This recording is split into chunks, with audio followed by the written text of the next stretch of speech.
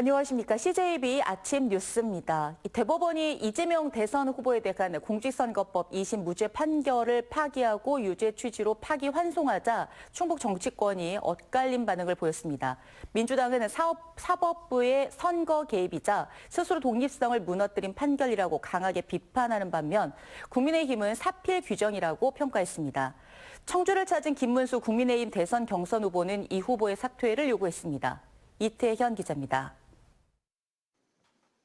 대법원이 이재명 더불어민주당 대선 후보에게 무죄를 선고한 2심 판결에 대해 유죄 취지로 파기환송했습니다. 원심 판결을 파기하고 사건을 서울 고등법원에 환송한다. 이번 판결은 사건 접수 34일 만으로 이례적으로 빠른 심리가 이뤄졌습니다. 대법원은 유력 대권주자인 이 후보의 피선거권 여부가 달려있다는 점을 이유로 들었지만 민주당은 사법부의 정치 개입이라고 강하게 비판했습니다. 12명 중에 10명이 윤석열이 임명한 대법관이거든요. 10명 전원이 단 한 명도 예외 없이 같은 편을 들었다는 것은 공정과 상식 또 법의 정의 이런 게 완전 실종되고 오로지 그 당파적인. 하지만 민주당은 대선과 관련된 충북 지역 일정을 예정대로 소화할 예정입니다. 이번 대선에 민주당 충북선대위에는 이시중 전 지사를 비롯해 김병우 전 교육감, 이장섭 전 의원 등이 대거 포진될 것으로 알려진 가운데 민주당은 다음 주 발대식 개념의 1차 회의를 가질 계획입니다. 이재명 후보는 오는 일요일 충북 북부권을 방문할 예정인 것으로 전해졌습니다. 반면 국민의힘 충북도당은 이 후보의 대법 판결과 관련해 사필 규정이라고 평가했습니다. 김문수 국민의힘 대선 경선 후보도 청주를 찾아 이 후보의 사퇴를 압박했습니다. 거짓된 정보를 주고 또 잘못된 판단을 내리게 했는지 그런 부분에 대한 책임을 지고 후보에서 사퇴할 것을 촉구합니다. 김 후보는 충북 방문에 앞서 세종을 찾아 KTX 세종역 필요성을 제기했는데 이에 대해 충북도는 입장문을 통해 KTX 세종역의 설치 필요성은 없다고 밝혔습니다. 이번 주 국민의힘 최종 경선에 오른 김문수, 한동훈 후보 모두 청주를 찾은 가운데 국민의힘 대선 후보는 오는 3일 전당대회에서 최종 선출됩니다.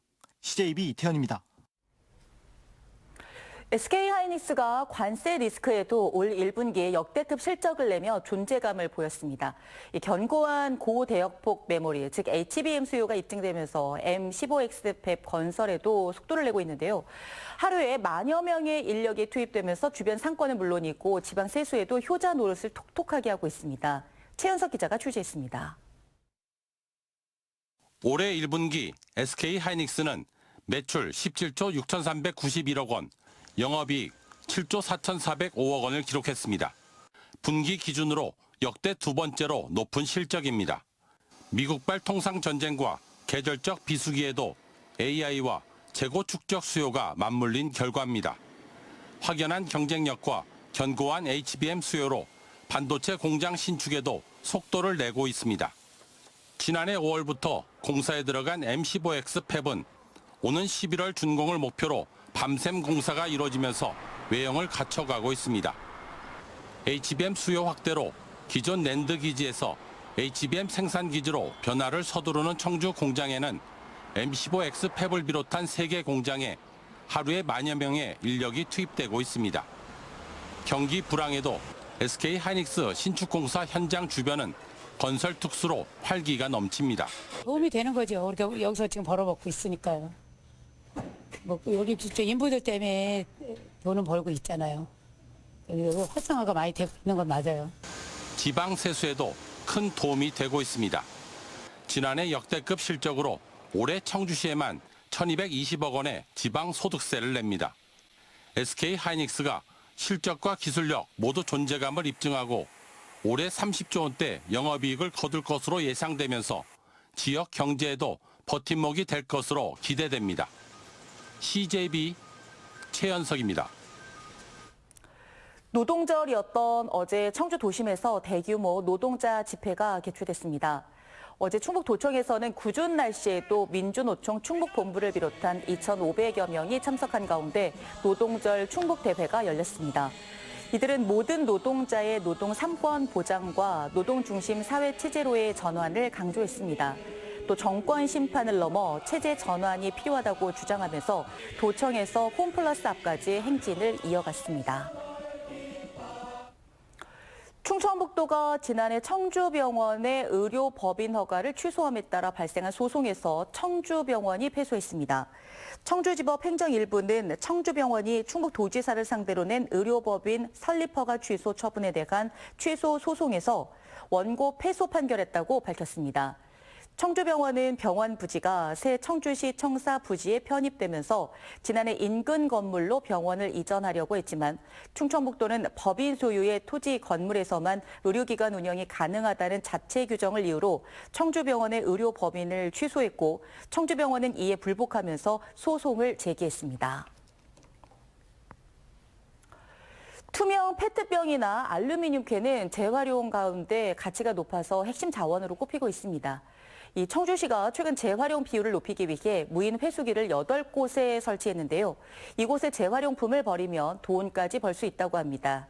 김민영 기자입니다. 청주의 한 아파트 단지 재활용품 수거장. 투명 페트병만 따로 분류돼 버려져 있습니다. 그런데 모아진 투명 페트병 사이로 이물질이 묻어있는 페트병도 보입니다. 이럴 경우 분리수거가 됐어도 선별 과정에서 폐기되거나 별도의 작업을 거쳐야 하는 번거로움이 뒤따르게 됩니다. 청주시가 지난해 8월부터 설치하고 있는 재활용품 무인 회수기입니다.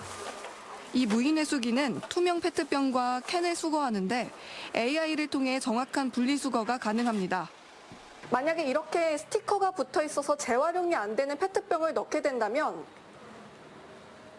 이 무인 회수기가 거부하게 됩니다. 재활용 선별장 작업자들의 수고를 덜 수 있는 겁니다. 이곳을 이용하면 투명 페트병이나 알루미늄 캔 1개당 10포인트의 적립금도 쌓이는데 2,000포인트부터는 현금처럼 쓸 수 있습니다.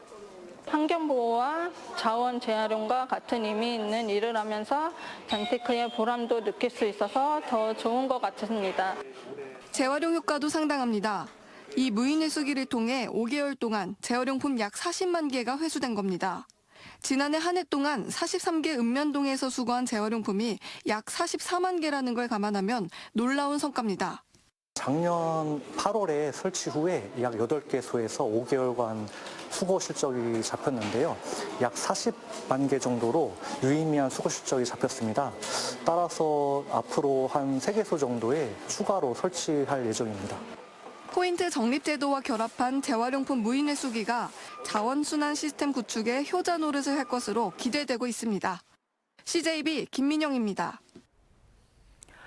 충북교육청이 1회 추경을 통해 무상급식 예산안 44억 원을 추가 확보했습니다.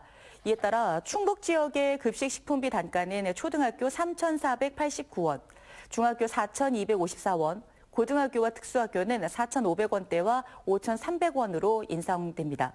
충북 무상급식의 식품비는 교육청과 충북도가 4대 6의 비율로 부담하고 있으며 식품비 규모도 도 단위 지역 가운데 최고 수준을 유지하고 있습니다. 괴산군이 올해 중고교생의 340명의 해외 체험학습을 지원합니다. 이번 사업에는 괴산 지역 내에 7개 중학교와 고등학교 1곳이 참여하고 군은 학생 1인당 230만 원에서 250만 원의 체험학습비를 지원할 계획이라고 밝혔습니다. 군은 앞서 지난 2018년까지 고교생들의 해외 연수비를 지원했지만 코로나19로 사업이 중단됐으며 올해부터 사업을 다시 이어나갈 방침이라고 설명했습니다. 청주시가 청년 생계수급자의 자립을 돕는 청년 내일 저축계좌 가입 희망자를 모집합니다. 청년 내일 저축계좌는 기준 중위소득 이하 청년이 매월 10만 원 이상 저축하면 정부가 10에서 30만 원을 함께 적립하는 제도입니다. 신청 기간은 오늘부터 오는 21일까지로 희망자는 신분증과 소득 관련 서류를 지참해 행정복지센터를 찾거나 온라인을 통해 신청할 수 있습니다. 청주지방법원 형사 22부는 술이 취해 잠든 여성을 성폭행하려 한 65살 A씨에게 징역 2년에 집행유예 4년을 선고했습니다. A씨는 지난해 8월 청주시 흥덕구의 한 골목에 세운 자신의 차량 안에서 B씨가 술에 취해 잠들자 성폭행을 시도하려 했고 이튿날에도 호프집에서 만취한 B씨의 신체를 만지는 등 성추행한 혐의로 재판에 넘겨졌습니다. CJB 아침 종합 뉴스를 모두 마치겠습니다. 고맙습니다.